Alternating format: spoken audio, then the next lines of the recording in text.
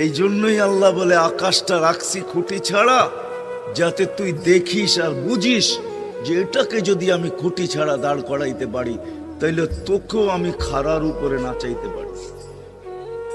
তোর বাবা দরকার ছিল বিশাল সূর্যটাকে যদি আমি মহাশূন্যের ভিতরে রাইখা যদি আমি এটাকে ঘন্টায় 6 লক্ষ কিলোমিটার বেগে যদি দৌড়াইতে পারি, যেটা তোদের দুনিয়ার থেকে 13 লক্ষ গুণ বড়, আমি আল্লাহ যদি এটা পারি, তাহলে তোর মতো 3.5 একটা মানুষ, 6 ফিট 6.5 ফিটের একটা মানুষকেও আমি বাধ্য করতে পারি।